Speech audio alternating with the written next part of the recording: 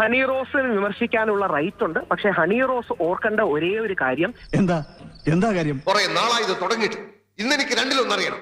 സമൂഹത്തിൽ വ്യാപകമായി ഹണി റോസിനെതിരെ വസ്ത്രധാരണത്തിന് വിമർശനങ്ങളുണ്ട്. അതൊക്കെ നാട്ടുകാർക്ക് അറിയാവുന്ന കാര്യമല്ല അല്ലേ? കാര്യം സത്യമാണെങ്കിലും എനിക്ക് അംഗീകരിച്ചു കൊടുക്കാൻ പറ്റുമോ? സ്ത്രീ പുരുഷ ഭേദമന്യേ, ജാതി മത രാഷ്ട്രീയ ഭേദമന്യേ ഹണി റോസിനെതിരെയുള്ള വിമർശനങ്ങളും കൂടി ഹണി റോസ് കാണണം. എന്താ ശരിയല്ല മാവ? നാളെ ജനുവരി 10 അവരുടെ പുതിയ സിനിമ റേച്ചൽ ഇറങ്ങുന്നുണ്ട്. എല്ലാവിധ ആശംസകളും നേരുന്നു. അതെന്തിനാടാ പന്നി ഇപ്പൊ പറഞ്ഞതല്ല? അതെന്തിനാ ഇവിടെ പറഞ്ഞ? അതിവിടെ പറയേണ്ട ഒരു കാര്യമില്ല.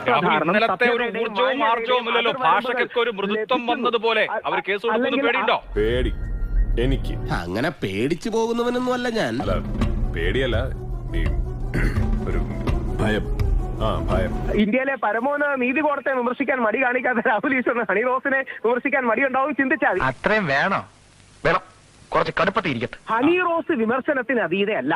ഹണി റോസ് മദർ തെരേസയൊന്നും അല്ലല്ലോ വിമർശിക്കാതിരിക്കാൻ. ഇയാളെന്താ ഒരുമാതിരി മുള്ള വെച്ച പോലെ വർത്താനം പറയുന്നത്? ഇന്നത്തോടെ ഈ കണിക്കൊരു തീരുമാനമാകും. സംസാരിക്കുമ്പോൾ നമ്മൾ മാന്യത പുലർത്തണം, അതേപോലെ വസ്ത്രധാരണത്തിന് മാന്യത പുലർത്തണം. ഈ പോയിന്റ് ആർക്കെങ്കിലും വിയോജിപ്പുണ്ടോ?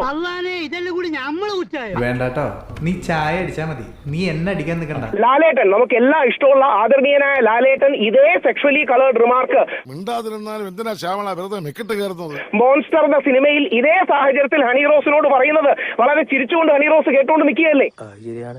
അതൊന്നും ഇവിടെ ആർക്കും അന്വേഷിക്കണ്ടല്ലോ. അല്ലെങ്കിൽ സണ്ണി ലിയോണി ചില സിനിമയിൽ ഇടുന്ന പോലത്തെ വസ്ത്രം നമുക്കിട്ട് ധരിക്കാൻ സാധിക്കുമോ? അതെന്താണോ താനൊരു അർത്ഥം വെച്ച് സംസാരിക്കുന്നത്? പിന്നെ ഞാൻ എങ്ങനെയൊക്കെ പറയണം? നിങ്ങൾക്ക് വേണം, നമുക്ക് വേണമെങ്കിൽ കണ്ണടച്ചിരിട്ടാക്കാം. ഇതെല്ലാം ടെക്നിക്കൽ അല്ലേ, അങ്ങോട്ട് നോക്കായിരുന്നല്ലേ പറയാം. ഒരാവേശത്തിലെടുത്ത് ചാടി വേണ്ടായിരുന്നു അല്ലേ? എന്നാ പിന്നെ വരാനുള്ളത് ഏതെങ്കിലും ഓട്ടോ പിടിച്ചു വരും മുമ്പ് ഞാൻ പോട്ടെ. എല്ലാവർക്കും സന്തോഷമായല്ലോ? എനിക്ക് സന്തോഷമായി. എല്ലാവർക്കും പിരിഞ്ഞു പോവാം.